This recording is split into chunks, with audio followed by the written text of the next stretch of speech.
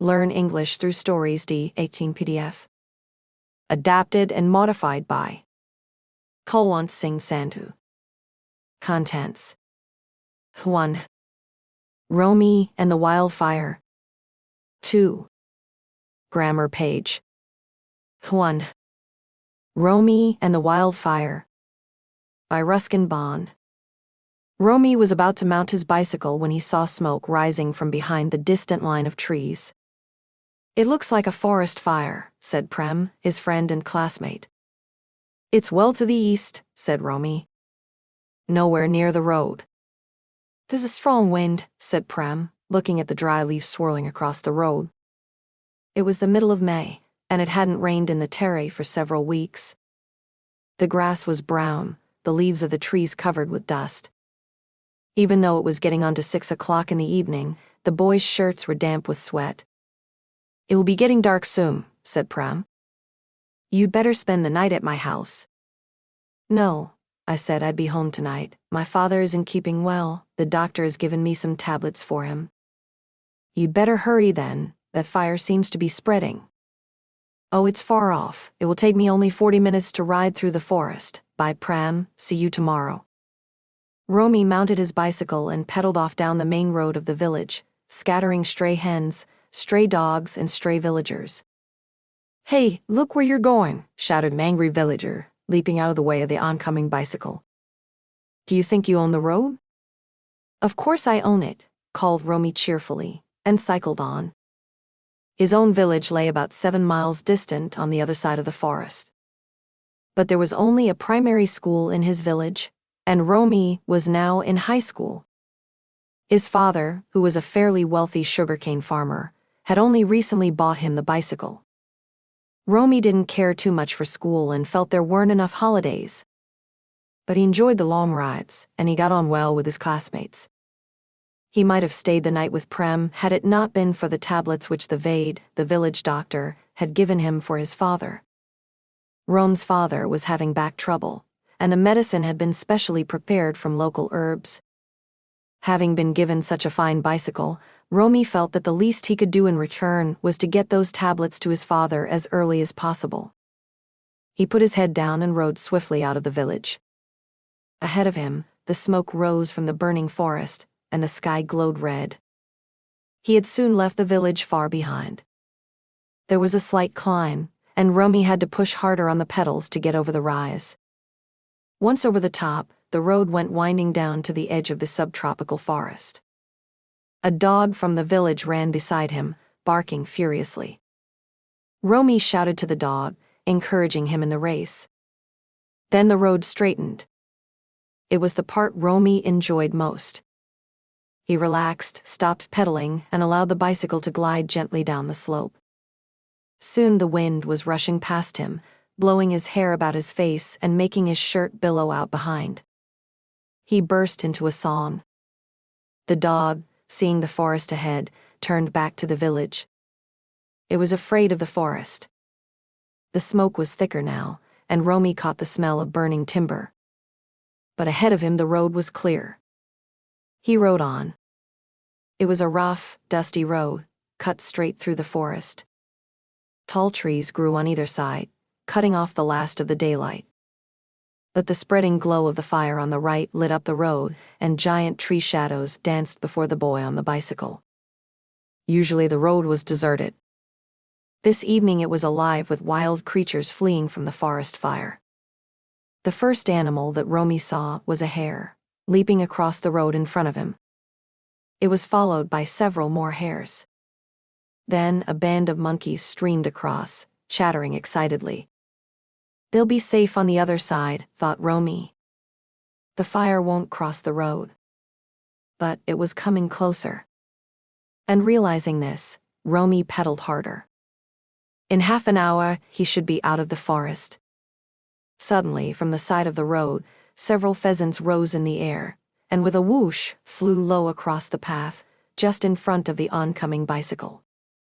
Taken by surprise, Romy fell off. When he picked himself up and began brushing his clothes, he saw that his knee was bleeding. It wasn't a deep cut, but he allowed it to bleed a little, took out his handkerchief and bandaged his knee. Then he mounted the bicycle again. He rode a bit slower now because birds and animals kept coming out of the bushes. Not only pheasants but smaller birds too were streaming across the road, parrots, jungle crows, owls, magpies, and the air was filled with their cries. Everyone's on the move, thought Romy. It must be a really big fire. He could see the flames now, reaching out from behind the trees on his right, and he could hear the crackling as the dry leaves caught fire. The air was hot on his face. Leaves, still alight or turning to cinders, floated past. A herd of deer crossed the road, and Romy had to stop until they had passed. Then he mounted again and rode on. But now, for the first time, he was feeling afraid. From ahead came a faint clanging sound. It wasn't an animal sound, Romy was sure of that. A fire engine? There were no fire engines within 50 miles. The clanging came nearer, and Romy discovered that the noise came from a small boy who was running along the forest path, 2 milk cans clattering at his side. Teju, called Romy, recognizing the boy from a neighboring village. What are you doing out here? Try to get home, of course, said Teju, panting along beside the bicycle. Jump on, said Romy, stopping for him. Teju was only 8 or 9, a couple of years younger than Romy. He had come to deliver milk to some road workers, but the workers had left at the first signs of the fire, and Teju was hurrying home with his cans, still full of milk. He got up on the crossbar of the bicycle, and Romy moved on again. He was quite used to carrying friends on the crossbar. Keep beating your milk cans, said Romy. Like that, the animals will know we are coming. My bell doesn't make enough noise. I'm going to get a horn for my cycle. I never knew there were so many animals in the jungle, said Teju. I saw a python in the middle of the road. It stretched right across. What did you do? Just kept running and jumped right over it. Teju continued to chatter, but Rome's thoughts were on the fire, which was much closer now. Flames shot up from the dry grass and ran up the trunks of trees and along the branches. Smoke billowed out above the forest. Rome's eyes were hurting, and his hair and eyebrows felt scorched. He was feeling tired, but he couldn't stop now. He had to get beyond the range of the fire. Another 10 or 15 minutes of steady riding would get them to the small wooden bridge that spanned the little river separating the forest from the sugarcane fields. Once across the river, they would be safe. The fire could not touch them on the other side, because the forest ended at the river's edge. But could they get to the river in time? Clang, clang, clang, went Tegu's milk cans. But the sound of the fire grew louder too. A tall silk cotton tree, its branches leaning across the road, had caught fire. They were almost beneath it when there was a crash, and a burning branch fell to the ground a few yards in front of them. The boys had to get off the bicycle and leave the road, forcing their way through a tangle of thorny bushes on the left, dragging and pushing at the bicycle and only returning to the road some distance ahead of the burning tree. We won't get out in time, said Teju, back on the crossbar but feeling disheartened. Yes, we will, said Romy, pedaling with all his might. The fire hasn't crossed the road as yet. Even as he spoke, he saw a small flame leap up from the grass on the left. It wouldn't be long before more sparks and burning leaves were blown across the road to kindle the grass on the other side. Oh look, exclaimed Romy, bringing the bicycle to a sudden stop. What's wrong now? Asked Teju, rubbing his sore eyes. And then, through the smoke, he saw what was stopping them. An elephant was standing in the middle of the road. Teju slipped off the crossbar, his cans rolling on the ground, bursting open and spilling their contents. The elephant was about 40 feet away. It moved about restlessly, its big ears flapping as it turned its head from side to side, wondering which way to go. From far to the left, where the forest was still untouched, a herd of elephants moved towards the river. The leader of the herd raised his trunk and trumpeted a call. Hearing it, the elephant in the road raised its own trunk and trumpeted a reply. Then it shambled off into the forest, in the direction of the herd, leaving the way clear. Come, Teju, jump on, urged Romy. We can't stay here much longer. Teju forgot about his milk cans and pulled himself up on the crossbar. Romy ran forward with the bicycle to gain speed and mounted swiftly. He kept as far as possible to the left of the road, trying to ignore the flames, the crackling, the smoke, and the scorching heat. It seemed that all the animals who could get away had done so. The exodus across the road had stopped. We won't stop again, said Romy, gritting his teeth. Not even for an elephant? We're nearly there, said Teju. He was perking up again. A jackal, overcome by the heat and smoke, lay in the middle of the path, either dead or unconscious. Romy did not stop. He swerved round the animal. Then he put all his strength into one final effort. He covered the last 100 yards at top speed, and then they were out of the forest, freewheeling down the sloping road to the river. Look, shouted Teju. The bridge is on fire. Burning embers had floated down onto the small wooden bridge, and the dry, ancient timber had quickly caught fire. It was now burning fiercely. Romy did not hesitate. He left the road, riding the bicycle over sand and pebbles. Then with a rush they went down the river bank and into the water. The next thing they knew, they were splashing around, trying to find each other in the darkness. Help, cried Teju. I'm drowning. Don't be silly, said Romy. The water isn't deep, it's only up to the knees. Come here and grab hold of me. Teju splashed across and grabbed Romy by the belt. The water's so cold, he said, his teeth chattering. Do you want to go back and warm yourself? Asked Romy. Some people are never satisfied. Come on, help me get the bicycle up. It's down here, just where we are standing. Together they managed to heave the bicycle out of the water and stand it upright. Now sit on it, said Romy.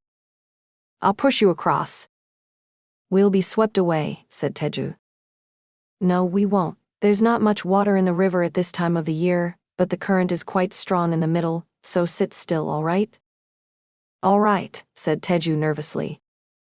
Romy began guiding the bicycle across the river, one hand on the seat and one hand on the handlebar. The river was shallow and sluggish in midsummer. Even so, it was quite swift in the middle. But having got safely out of the burning forest, Romy was in no mood to let a little river defeat him. He kicked off his shoes, knowing they would be lost. And then, gripping the smooth stones of the riverbed with his toes, he concentrated on keeping his balance and getting the bicycle and Teju through the middle of the stream. The water here came up to his waist, and the current would have been too strong for Teju. But when they reached the shallows, Teju got down and helped Romy push the bicycle. They reached the opposite bank and sank down on the grass. We can rest now, said Romy. But not all night. I've got some medicine to give to my father. He felt in his pockets and found that the tablets in their envelope had turned into a soggy mess. Oh well, he had to take them with water anyway, he said. They watched the fire as it continued to spread through the forest. It had crossed the road down which they had come. The sky was a bright red, and the river reflected the color of the sky. Several elephants had found their way down to the river. They were cooling off by spraying water on each other with their trunks. Further downstream there were deer and other animals. Romy and Teju looked at each other in the glow from the fire. They hadn't known each other very well before. But now they felt they had been friends for years. What are you thinking about? Asked Teju. I'm thinking, said Romy, that even if the fire is out in a day or two, it will be a long time before the bridge is repaired, so it will be a nice long holiday from school. But you can walk across the river, said Teju. You just did it. Impossible, said Romy. It's much too swift. 2. Grammar page. This article was converted for free by the courtesy of Audio Read. If you enjoy the service, please consider upgrading your plan to listen to up to 500,000 words per article. Simply go to audioread.com/ad and you'll see the upgrade option. Your support helps us keep making the service better. Thank you.